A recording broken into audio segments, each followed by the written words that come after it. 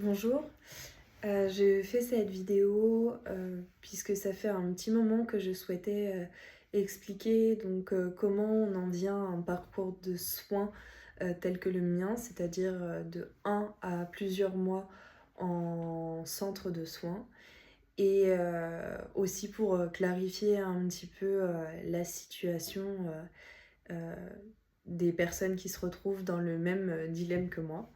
Donc je me présente, je m'appelle Clémence, j'ai 25 ans et je souffre depuis mes 16 ans, 17 ans d'une maladie qui s'appelle l'anorexie boulimie. Donc je mets bien anorexie et boulimie ensemble, tout simplement parce que c'est sa dénomination. Donc l'anorexie en fait c'est une maladie qui mène les personnes qui en sont atteintes euh, à une maigreur extrême, donc par des processus qui permettent d'arriver à cet amaigrissement. Et la boulimie, c'est donc ces processus d'amaigrissement qui sont couplés à des fringales qui sont en fait l'appel du corps, euh, puis à des comportements compensatoires comme les vomissements, la prise de laxatifs ou l'exécution d'exercices sportifs de manière excessive. Donc c'est une maladie qui est reconnue par l'OMS et qui figure dans le DSM-5, donc qui est un livre médical qui reconnaît toutes les pathologies psychiatriques. Elle a la même légitimité qu'un cancer, que le sida, que tout type de maladie grave qui puisse avoir une forme de chronicité, parce que la boulimie, donc l'anorexie boulimie peut être chronique, ce qui est mon cas. Et son arrivée, donc les déclencheurs, euh, peuvent être pluriels. Donc il y a un facteur génétique, un facteur environnemental et un facteur sociétal. Donc pour expliquer un petit peu ma situation en particulier et clarifier de ce qu'il en est, et peut-être que d'autres personnes se reconnaîtront dans ces termes, je souffre d'anorexie boulimie depuis donc, mes 16-17 ans. Ça s'est ancré déjà sur la notion de comorbidité. Donc c'est-à-dire que une personne arrive avec les symptômes et les maladies de sa famille en fait finalement, donc ce qu'on appelle les comorbidités, donc tout ce qui est génétique. Et donc dans ma famille, il se trouve qu'il y avait des comorbidités, donc des dépressions qui ont été chroniques, des troubles de l'humeur et des troubles de l'anxiété chronique aussi. Donc déjà, cette approche-là génétique a une influence sur le développement infantile. Puis ça se développe donc sur le facteur environnemental, étant donné qu'il s'agit donc de mon environnement proche. Ces troubles-là ont fait partie d'un quotidien. J'ai été d'ailleurs amenée à aller dans des groupes de régime très jeune, quand j'étais très petite encore. Donc j'avais vraiment une notion et un rapport au corps qui était déjà très ancré pour une petite fille de 6-7 ans.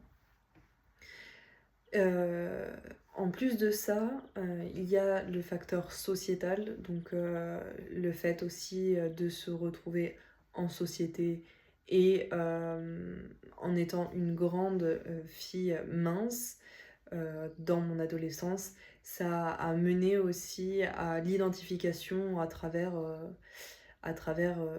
donc les modes de mon époque qui étaient à l'époque la maigreur et à laquelle on me rattachait souvent, étant donné que j'étais une grande fille, au mannequinat. Donc on me rattachait souvent à la possibilité de plus tard pouvoir faire du mannequinat, donc ce qui a été aussi quelque chose de très marquant.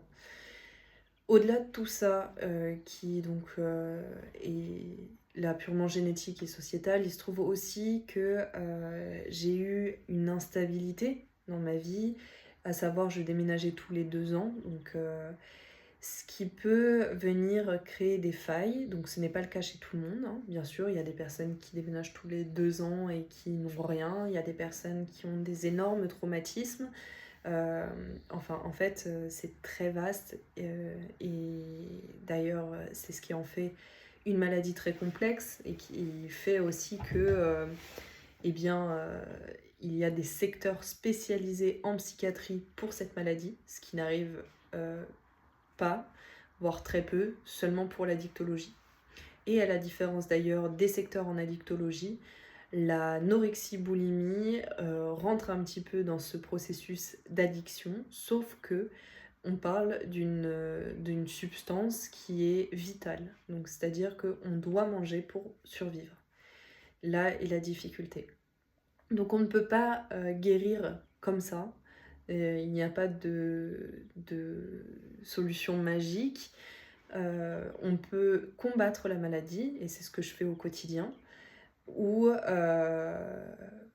ou bien la nier, ce qui est du coup un frein considérable à la guérison.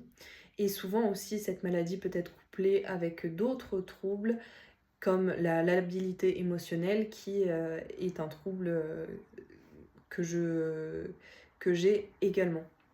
Donc il faut savoir que là, c'est vraiment, et j'insiste là-dessus, une pathologie qui est reconnue.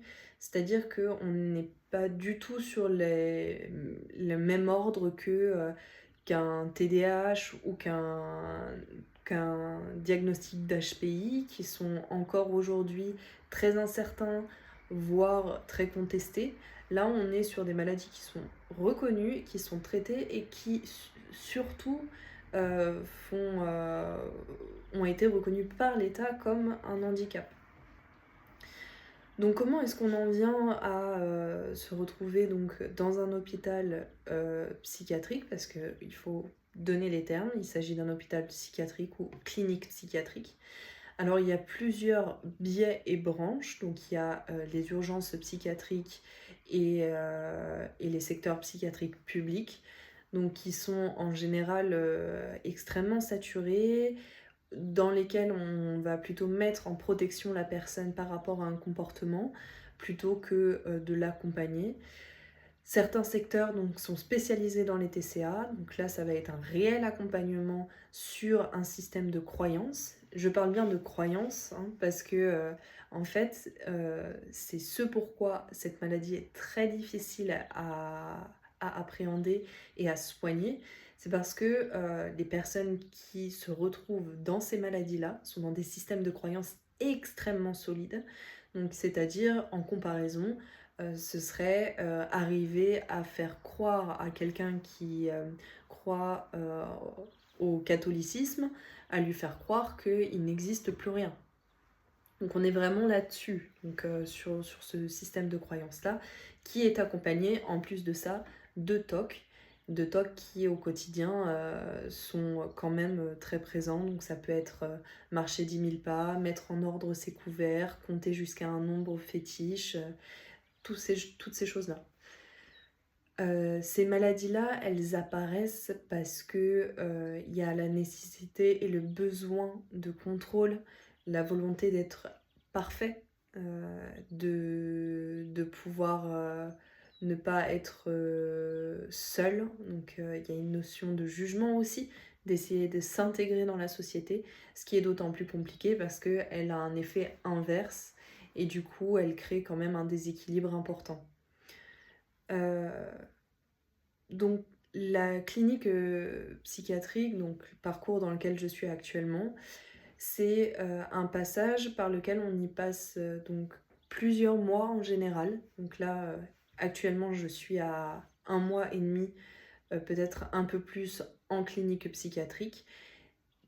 Pour les durées d'hospitalisation ici et actuelles, c'est une très petite hospitalisation. C'est-à-dire que les, les hospitalisations en clinique peuvent durer environ en effet, on peut passer 3 semaines, hein, mais environ elles durent entre 2 mois et 8 mois. Donc c'est vraiment de très longs processus qui ne dit pas qu'il y a une guérison à la fin. Il y a juste un ensemble d'apprentissages sur les comportements que l'on a actuellement, une mise au repos aussi forcée et une prise de traitement adaptée, de manière à ce que à la sortie, on puisse réappréhender le quotidien et le monde. Parce qu'il s'agit réellement en fait d'une difficulté multifactorielle et pluridisciplinaire aussi, hein. On va dire disciplinaire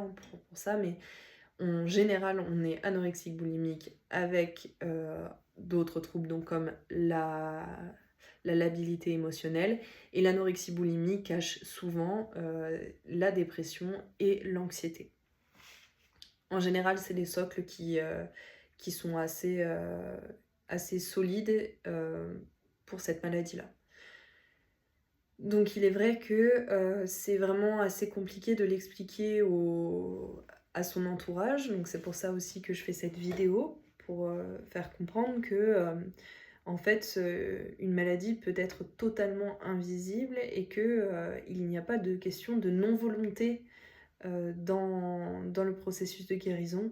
C'est bien plus fort que ça. On parle de tout un tas de notions de craving, de contrôle, de croyance, qui sont des notions que très peu de personnes, par exemple, dans un quotidien, pourraient remettre en question. Or, les personnes atteintes de ces troubles-là sont sans cesse amenées à les remettre en question pour combattre cette maladie-là. Je souhaitais clarifier en fait cette situation parce que c'est quelque chose d'extrêmement douloureux pour les personnes en souffrant, de devoir expliquer qu'elles se trouvent dans une situation d'hospitalisation longue, surtout en psychiatrie, ce qui fait extrêmement peur, et qui ne fait pas prendre conscience aussi à l'entourage la réelle difficulté qu'il existe, et le fait aussi que une maladie comme celle-ci se combat, on ne peut pas choisir de la guérir. Voilà. C'était tout pour cette vidéo et je dirai à bientôt.